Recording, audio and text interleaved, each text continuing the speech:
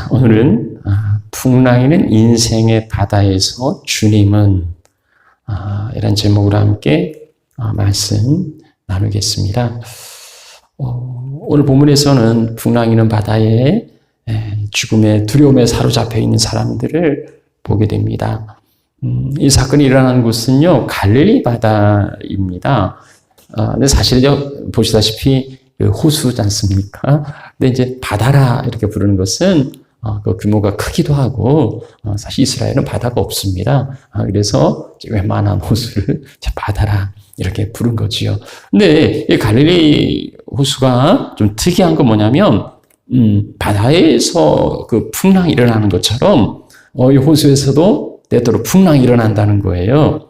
이게 이제 그 지중해 수면보다 한 200m 낮은 곳인데, 헐문산에서 요단 계곡 쪽으로 그 이상 기류가 흐르면 이게 이제 깊은 웅덩이처럼 있으니까 회오리 바람을 일으켜가지고 풍랑이 일어나는 겁니다. 그래서 호수지만은 오늘 본문의 말씀처럼 이렇게 풍랑이 일곤 해요.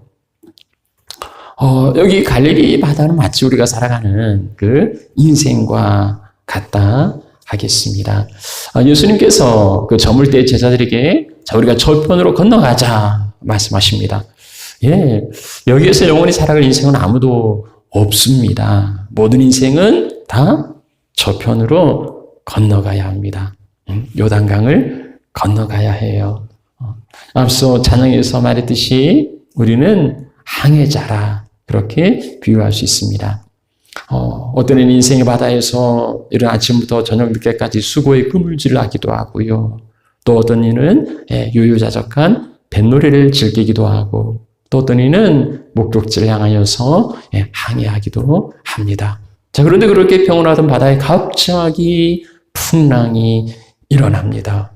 그물질을 하든 아니면 뱃놀이를 하든 항해를 하든 이 풍랑은 바다에 있는 모든 배에게 심각한 위협이 되는 거예요. 그래서 지금 제자들도 죽을 것 같다고 아우성치고 있습니다. 자, 그런데 우리가 본문에서 좀 이해가 안 되는 좀 의아한 부분이 있어요. 바다에 폭풍이 일어나는 건 뭐 당연하겠지만은, 그런데 지금 제자들의 상황은 좀 다르다는 거지요. 예수님께서 건너가자 해서 제자들은 예수님 말씀에 따른 것밖에 없어요. 예수님께 순종한 거지요. 예수님을 모시고 예수님 말씀에 순종하는 항해라면 평안해야 하지 않겠습니까? 인생의 풍랑은 요나처럼 불순종하는 자들에게 임하는 거지, 예수님과 함께 예수님 말씀에 순종하며 나아가는데 여기에 풍랑이 일어날 수 있느냐는 거예요. 그런데 37절의 말씀처럼 큰 광풍이 일어나고 거기서 끝난 게 아니고 물결이 배에 부딪히고 배 안에 들어오고 배에 가득하게 되었다고 말하고 있어요. 이제 뭐 저편에 건너가기도 전에 바다에 수장될 위기에 처해 있습니다. 이런 지경에 이르는 원인은 뭘까요? 아무것도 없어요. 예수님 말씀에 순종했을 뿐입니다. 예수님 말씀에 순종했더니 풍랑을 만나서 죽을 지경에 처한 거예요. 자, 그런데 또 이해가 안 되는 부분은요, 예수님이에요.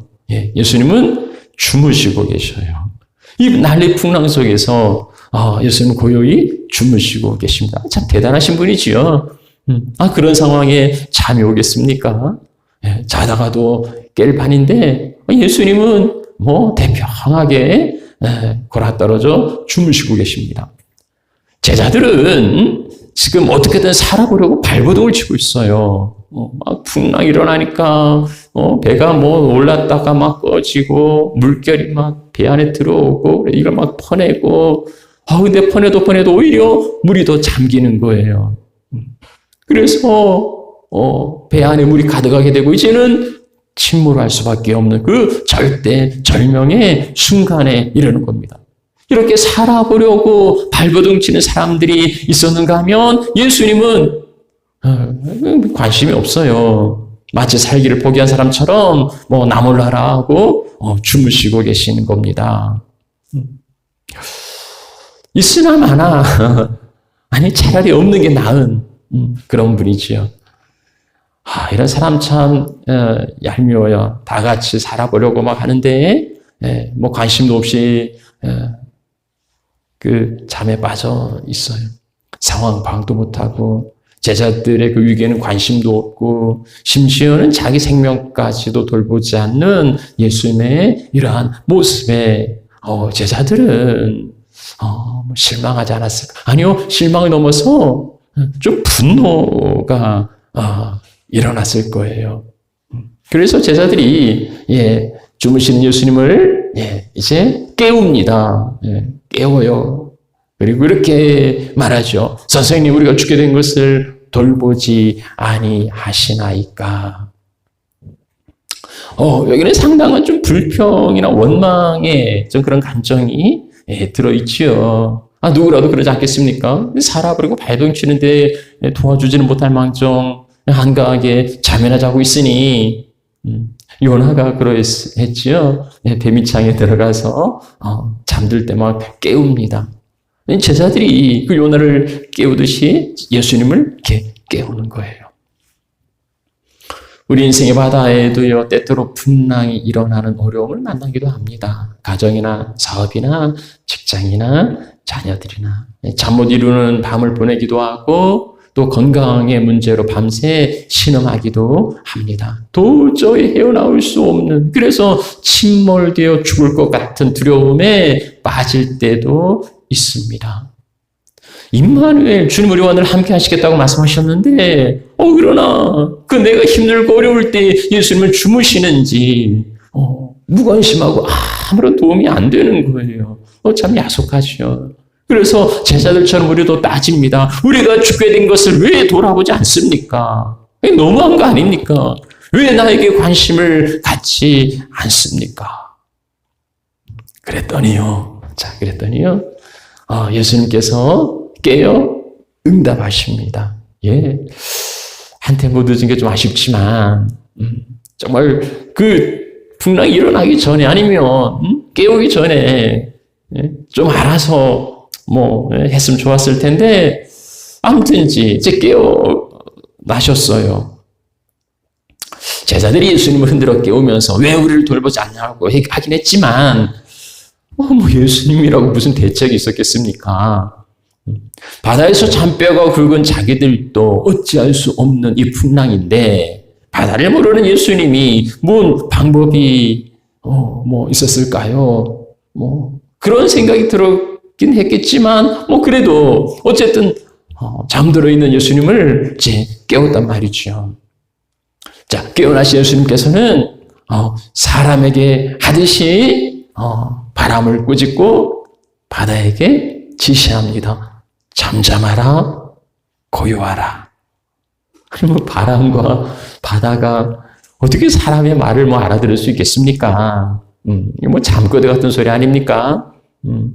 그래서 잠이 덜 깨셨나? 이게 뭔 소리야 하는데 이게 믿기 어려운 일이 펼쳐지는 거예요. 순식간에 바람이 그치고 아주 잔잔하여졌더라.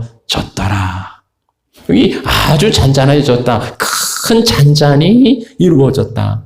이 앞절 37절에는 큰 광풍이라 했어요. 그런데 그 큰 광풍은 큰 잔잔함으로 언제 풍랑이 일어났냐는 듯이 완전한 평화의 상태로 바뀐 거예요. 예수님 말씀 한마디에 이 상황이 이렇게 바뀐 거예요. 제자들도 자기 눈으로 보면서도 믿기 어려웠는지 서로 이구동성으로 말합니다. 아니, 저가 누구길래 바람과 바다도 순종하는가? 아니, 누가 바람과 바다를 향해 이야기한들 그렇게 될 리가 없잖아요. 예수님은 누구신가?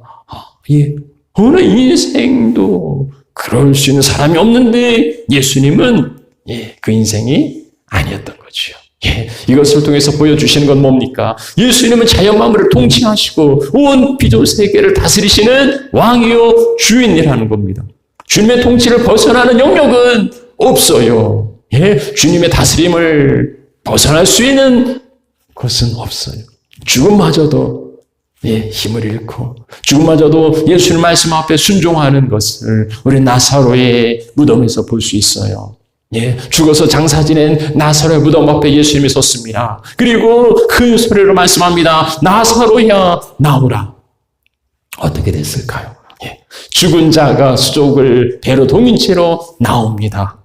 예수님께서 불어놓아 다니게 하라. 우리가 앞서 예수 이름 높이세라는 찬양을 드렸는데요. 수많은 무리들이 그분을 보기 위해 따라갑니다. 평범한 목수이신 그분 앞에 무릎을 꿇어 경배하는데요. 왜 그렇습니까? 모든 문제들 하나하나 죽음까지도 힘을 잃고 생명의 근원 되신 예수 이름 앞에 모든 권세들이 굴복합니다. 죽음까지도 힘을 잃고 모든 권세들이 예수 이름 앞에 굴복하기에 우리는 주 이름을 높여드리는 거죠. 풍랑도 바다도 예수님의 말씀 한마디에 풍랑이 그치고 바다가 잔잔하여 진 겁니다. 주님은 이 풍랑을 통하여서 모든 자연 만물 전체를 다스리시는 통치자 되심을 보여주고 계십니다.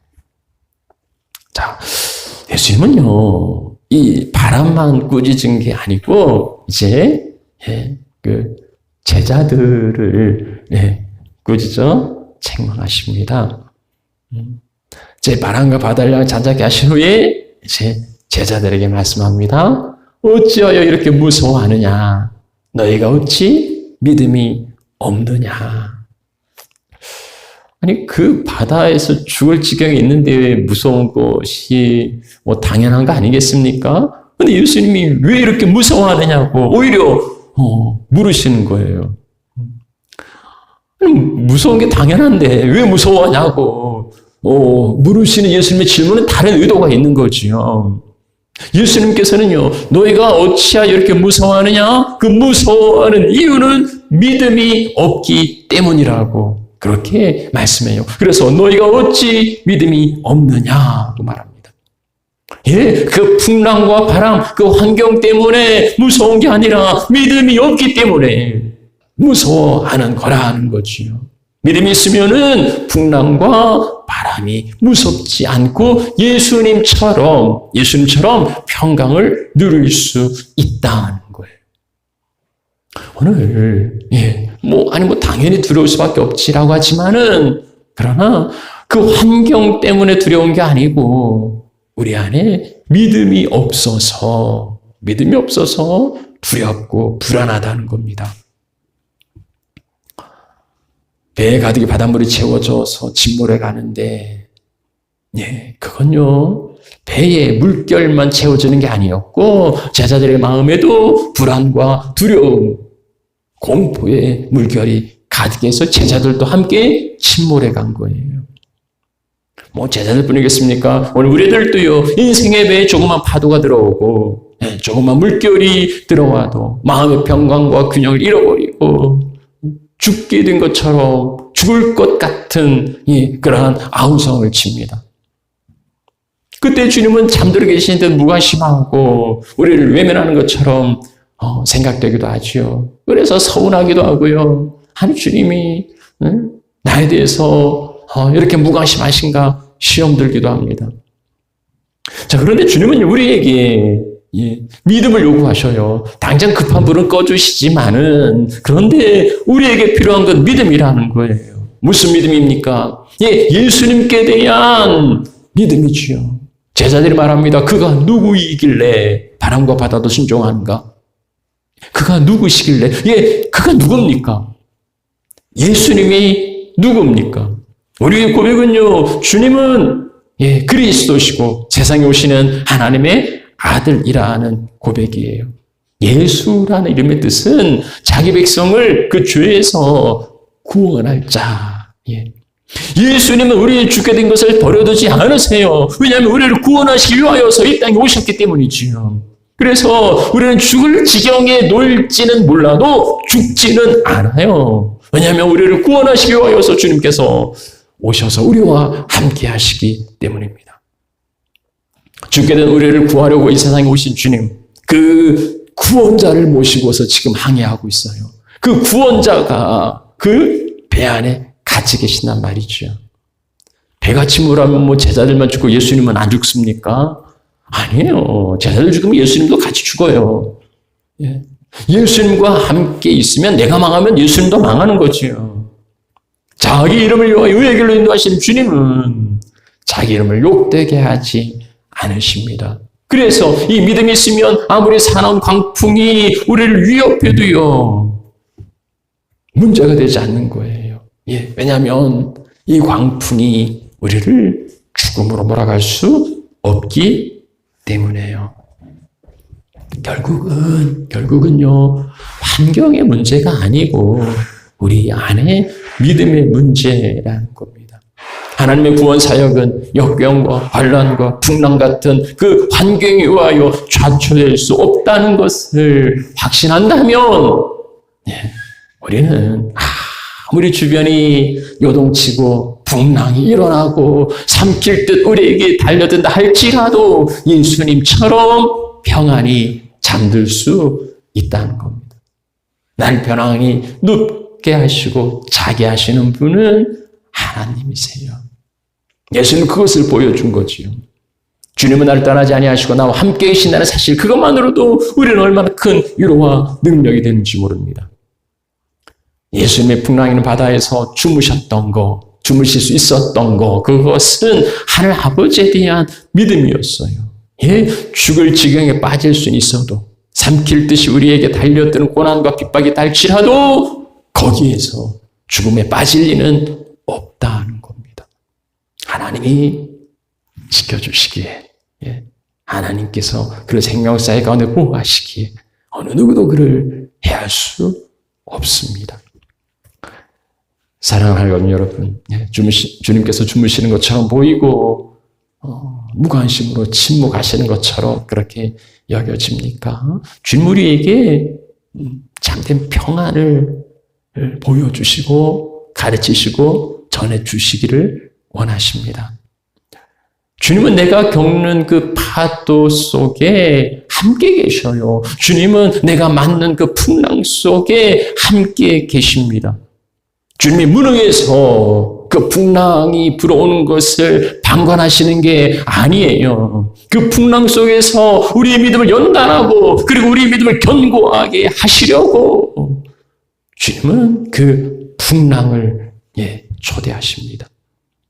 풍랑과 침몰한 그 상황 속에서도 태평하게 안식하셨던 주님은 우리 안에 풍랑을 잠재우시고 우리에게도 안식을 주십니다. 그런데 그 안식은요, 풍랑이 그쳐서 안식이지만은, 그러나 예수님은 그 풍랑 있는 배 가운데서도 안식하시고 주무셨습니다. 그것은 상황과는 상관없는 안식이에요.